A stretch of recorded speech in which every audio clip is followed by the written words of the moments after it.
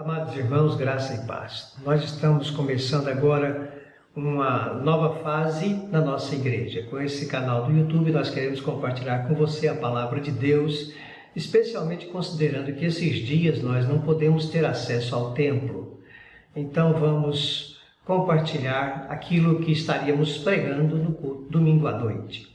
Hoje nós queremos partilhar com você uma passagem da Bíblia que está no Evangelho de Lucas, no capítulo 16, a partir do verso 19, quando fala acerca da parábola do rico e Lázaro. E queremos então convidar você para estar conosco, assistindo, e que você possa compartilhar também esse vídeo com outras pessoas. Vamos pedir ao Senhor que desvende os nossos olhos e abra o nosso entendimento. Senhor, pedimos-te que Tua graça nos assista nessa hora, quando examinaremos a Tua palavra. Que Teu Espírito nos dê sabedoria e o direcionamento segundo a Tua vontade, em nome de Jesus. Amém. Amados ouvintes, esse texto ele tem duas interpretações. Alguns entendem que é uma história, outros entendem que é uma parábola. Nós seguimos essa ideia de que o texto trata-se de uma parábola, porque o contexto todo está envolvido com parábolas. O fato de ter um nome próprio, Lázaro, por exemplo, ter sido dado nome a ele, não é comum nas parábolas, mas a maioria dos intérpretes que nós compartilhamos da nossa maneira de interpretar a Bíblia, entende que o texto é uma parábola e nós vamos partir do princípio de que aqui trata-se de uma parábola que Jesus contou para nos ensinar verdades espirituais acerca da vida.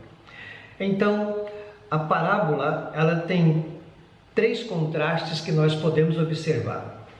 Primeiro, o contraste nesta vida, a maneira como eles viviam.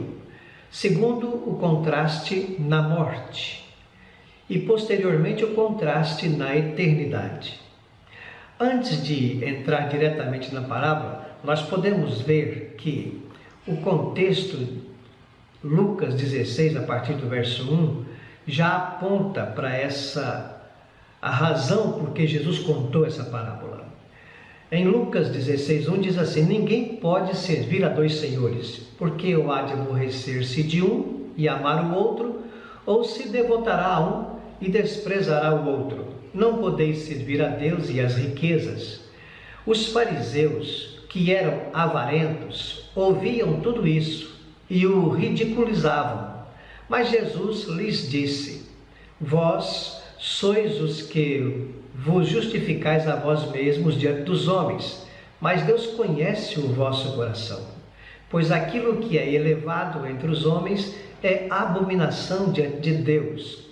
Então, Jesus está contando essa parábola tendo em vista ali os fariseus que estavam presentes também e atento aos seus ensinos, para ver de fato no que ele podia falhar e ele então teria de que acusá-lo. Daí Jesus conta a parábola do rico e Lázaro. O primeiro contraste, do verso 19, ele diz: ora, havia certo homem rico, que se vestia de púrpura, de linho finíssimo, e que todos os dias se regalava esplendidamente. Esse homem rico, a verdade do texto grego traz a ideia de que ele era riquíssimo, era um homem muito rico. E a maneira como ele se vestia mostrava isso. Púrpura era um tecido, para a época, caro, que só mesmo os senadores da República e os mais ricos podiam usar. Ele se vestia de púrpura, de linho finíssimo, e todos os dias se regalava esplendidamente. A palavra de Deus diz que não era uma vez por semana, não era mensalmente, mas era todos os dias. Ele estava de festa em festa e vivia uma vida no luxo, como traduz a versão NVI, que vivia no luxo todos os dias. Literalmente ela traduz assim. Então era um homem que, devido à sua riqueza, ao seu grande círculo de amizade, às suas festas, esse homem não tinha tempo para Deus. Ele não parava para ir ao culto, ele não parava para ler a Bíblia na época, a lei. Ele não buscava a Deus nos seus dias. Essa é a verdade. E quando você olha para a vida desse homem, você vê que há muita gente assim hoje também, que vive a sua vida de festa em festa, correndo para lá e para cá, e não tem tempo para Deus, não tem tempo para orar, não tem tempo para ler a Bíblia, não tem tempo para falar de Deus com a família. Pessoas que têm um estilo de vida totalmente ocupado com as coisas desta vida. Este homem da parábola, ele era judeu, ele conhecia a lei de Moisés, ele conhecia o Deus de Abraão, o Deus de Moisés, mas ele não tinha tempo para buscar esse Deus, ele não tinha tempo para fazer naqueles dias o seu culto familiar, compartilhar com seus irmãos a palavra de Deus. Porém, essa é uma realidade que infelizmente temos também nos dias de hoje. A palavra de Deus continua falando de um outro homem. Havia também certo mendigo, chamado Lázaro. Lázaro significa Deus é o meu socorro. Esse homem, ele recebe o nome na parábola exatamente porque esse nome vai mostrar que a única esperança dele era Deus. Ele não tinha dinheiro, não tinha saúde, não tinha amigos, mas Deus era o seu socorro. É o significado do nome Lázaro. Coberto de chagas, que jazia à porta daquele e desejava alimentar-se das migalhas que caíam da mesa do rico. Até os cães vinham lamber-lhes as úlceras. Era essa a vida desse homem, que contrasta com o rico que se vestia de púrpura e de linho finíssimo. Então ele não tinha nem onde morar, não tinha o que comer, era doente, faminto, sem amigos, e a única coisa que ele tinha era Deus como sua ajuda. É interessante você ler esse texto e pensar como pode ser assim. Um homem cujo Deus é a sua ajuda, Deus é o seu socorro e ao mesmo tempo está nessa situação, nessa vida tão miserável. Isso, com certeza, não cabe na teologia de muitos pregadores dos nossos dias. Não aceita a ideia do crente sofrer, passar privações. Acha que o homem que é fiel a Deus, o homem que tem Deus por seu socorro, jamais poderia viver assim. Mas é o que a Bíblia nos ensina, é o que aprendemos nessa parábola. Ela nos mostra que esse homem, mesmo tendo Deus por seu auxílio, mesmo esperando em Deus, ele passava as suas privações. Para os judeus daqueles dias, ser próspero era sinal de ser abençoado por Deus. E ser pobre, doente, era sinal de castigo. Isso vem desde os dias de Jó. Quando Jó passa por aquelas aflições, seus amigos pensavam: você está assim porque não crê em Deus. Ou você está assim porque tem algum pecado, alguma coisa errada na sua vida. Mas hoje também essa teologia existe.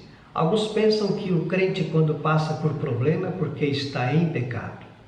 É por falta de fé. Pode ser consequência do pecado, consequência da falta de fé, mas também pode não ser por essas razões, por essa causa de tudo isso. Pode ser que ele esteja passando por provações, tribulações, porque essa é a vontade de Deus para aquele momento da vida dele. Então Lázaro é o outro personagem dessa história. De cá, do lado da vida, um era muito rico, o outro muito pobre, um se alegrava todos os dias e o outro sofria e passava fome todos os dias. Aconteceu, no verso 22, a Bíblia diz, morrer o mendigo e ser levado pelos anjos para o seio de Abraão. Morreu também o rico e foi sepultado. O contraste aqui na morte dos dois é que um é sepultado e o outro é levado pelos anjos para o seio de Abraão. O comum na vida dos dois é que todos os dois morreram. E essa experiência é comum a todos nós. Todos nós vamos morrer um dia. E iremos para um lugar. E segundo a Bíblia, nessa parábola, nós aprendemos que há apenas dois lugares. para onde ir. Com Cristo ou sem Cristo? Céu ou inferno? É o que a Bíblia ensina.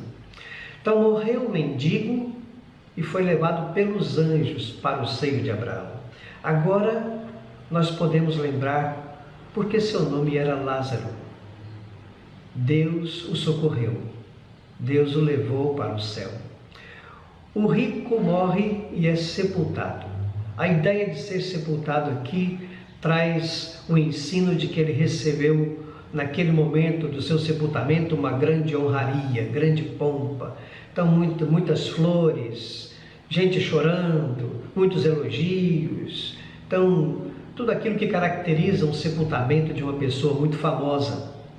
Ele morreu e foi sepultado. A morte é uma realidade para todos nós. Não importa a condição social, se você é rico, se você é pobre, o estilo de vida que você vive, todos morreremos um dia. A menos que Cristo volte e aí seremos arrebatados com Ele para a eternidade. Mas antes da volta de Jesus, a experiência comum a todos os homens é a morte. É o que está amedrontando muita gente nesses dias, devido ao coronavírus, né? A morte física é a dívida que todos os homens têm que pagar. Não tem como nós fugirmos dela. A Bíblia fala apenas de 2 homens que viveram e que não morreram, Elias e Enoque. Bem, eles morreram. Agora o contraste a seguir, a partir do verso 23, é do outro lado da vida. O rico morreu, e verso 23, no inferno, estando em tormentos, levantou os olhos e viu ao longe Abraão e Lázaro no seu seio. Veja a situação desse homem agora, que enquanto estava vivo, muitas festas, muitas coisas para fazer, sem tempo de buscar a Deus, agora ele morre e é levado para o inferno. E no inferno ele tem uma visão, ele consegue ver Abraão e Lázaro no céu. Então, clamando, disse: Pai Abraão, tem misericórdia de mim. Manda Lázaro que molhe em água a ponta do dedo e me refresque a língua, porque estou atormentado nesta chama. Veja bem a atitude desse homem agora. No inferno, ele clama por socorro. Ele reconhece que Abraão é seu pai. Enquanto estava vivo, ele não lembrava dessa relação com Abraão. Agora ele clama por misericórdia, mas agora é tarde demais. E isso ensina para a gente uma coisa muito importante. O tempo de você buscar a Deus é hoje, é agora.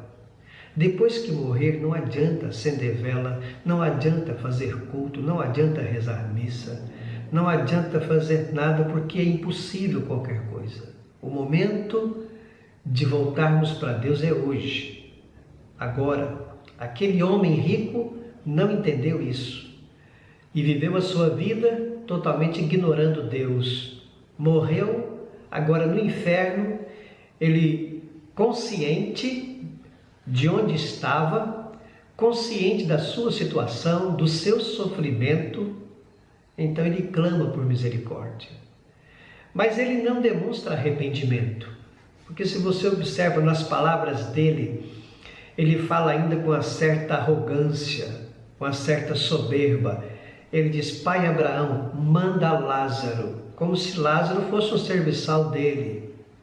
Manda Lázaro que molhe em água a ponta do dedo e me refresque a língua, pois estou atormentado nesta chama. Então, aqui a gente aprende algumas coisas importantes. Primeiro, que ele não demonstra arrependimento mesmo estando no inferno. Ele sabe que está no lugar de sofrimento, ele quer a misericórdia de Deus, ele clama por misericórdia, mas não demonstra arrependimento. Ele ainda quer que Lázaro o sirva. E ele sabe que onde está não é um lugar para piquenique. Ele está em tormento, ele está no inferno. Assim a Bíblia descreve o inferno, um lugar de tormento. Jesus fala do inferno em outros lugares como sendo um lugar de choro e ranger de dentes, como sendo um lugar onde o bicho queima, O fogo não apaga e o bicho não termina de ser queimado. A ideia de um sofrimento e sofrimento eterno. Então, o castigo eterno existe. Da mesma forma que a vida eterna existe, o castigo é real. Disse, porém, Abraão, respondendo ao rico: Filho, lembra-te que recebestes os teus bens em tua vida, e Lázaro igualmente os males. Agora, porém, aqui ele está consolado e tu em tormentos. Essa é a resposta de Abraão. E devemos ter cuidado aqui para não entender de forma errada a palavra de Deus. Porque alguns podem pensar, mas o rico foi para o inferno porque era rico? E Lázaro foi para o céu porque era pobre? Não é isso que a Bíblia ensina. Esse rico foi para o inferno porque era um rico que não temia a Deus, não tinha tempo para Deus. Lázaro foi para o céu não porque era um pobre e sofredor, mas porque mesmo na pobreza e no sofrimento, ele lembrava de Deus. Deus era o seu socorro, é o significado do seu nome. Deus era a sua ajuda. Ele não blasfemou de Deus, mesmo na pobreza, mesmo na fome, mesmo no sofrimento. Além de tudo, diz Abraão, está posto um grande abismo entre nós e vós, de sorte que os que querem passar daqui para vós outros não poderão. A ideia é que depois da morte é impossível. Quem vai para o inferno é ali eternamente. Não há como mudar a situação depois da morte. Então replicou ele. Já que não tinha jeito para ele, então ele pede a Abraão: Pai, eu te imploro que mandes alguém na minha casa paterna, porque tenho 5 irmãos, para que eles dê testemunho, a fim de que não venham para esse lugar de tormento. A preocupação dele agora era com os irmãos. Para ele não era mais possível. Então ele pensa que poderia ajudar os irmãos, ressuscitando alguém dentre os mortos e indo lá. Então Abraão disse para ele: Eles têm Moisés e os profetas, ouçam-nos. Ou seja, o ensino da parábola aqui é que a palavra de Deus, a Escritura Sagrada, é a fonte de onde nós devemos aprender a conhecer a vontade de Deus e o que Deus tem preparado para nós. Se alguém quiser se arrepender e voltar-se para Deus, é através da Escritura Sagrada. Não há como ressuscitar alguém dentre os mortos e ir lá. Abraão não diz que ressuscitava. Ele fala assim, ainda que. Mas ele não está dizendo que era possível isso. Mas ele insistiu. Mas, pai Abraão, se alguém dentre os mortos for ter com eles, arrepender-se-ão. Então Abraão responde: se eles não ouvem Moisés e os profetas, ou seja, se eles não ouvem a Escritura, tampouco se deixarão persuadir, ainda que ressuscite alguém dentre os mortos. Embora não ressuscite para fazer isso. Mas a hipótese de Abraão é que, mesmo que isso acontecesse, não seria possível. O jeito de alguém conhecer a Deus é através da Bíblia. Agora, lá no inferno, ele lembra e clama por misericórdia. Isso nos faz lembrar de Esaú, quando desprezou o seu direito de primogenitura e depois tentou buscá-lo, mas o escritor de Hebreus diz que nem com lágrimas ele pôde. Porque o que a Bíblia está nos ensinando aqui é que hoje é o tempo de você voltar-se para Deus. Hoje é o tempo do seu arrependimento. Hoje é a época de você buscar vida em Jesus para poder vencer a morte, como a Bíblia nos ensina. Podemos concluir dizendo que a pessoa não irá para o inferno por ser rica, mas quando é uma pessoa que ignora Deus, que não volta para Deus. Nem vai para o céu por ser pobre. Há muitos pobres orgulhosos que não se arrependem e que irão para o inferno. Então, o pobre que vai para o céu é aquele pobre que espera em Deus, confia em Deus. Todos nós um dia morreremos. E há apenas 2 lugares na eternidade, com Cristo ou sem Cristo, céu ou inferno. E o tempo de você voltar-se para Deus é hoje. Então, o tempo de acertar a nossa vida com o Senhor é agora. Faça isso enquanto Deus lhe concede vida e oportunidade de arrependimento. Que Deus nos abençoe, amados, e que possamos pensar nisso. Que essa palavra possa nos exortar para sabermos que, nesse mundo, precisamos buscar a Deus enquanto é tempo. Assim diz o profeta Isaías também. Busque o Senhor enquanto se pode achar. Hoje é o tempo oportuno. Hoje é o dia da salvação. Volte-se para o Senhor enquanto é tempo. Que Deus nos abençoe e até a próxima, se Deus permitir. No próximo domingo continuaremos tratando, no próximo vídeo, continuaremos tratando sobre a exposição de Malaquias no capítulo 3, que é a continuidade do que estávamos tratando em nossa igreja na exposição do culto noturno.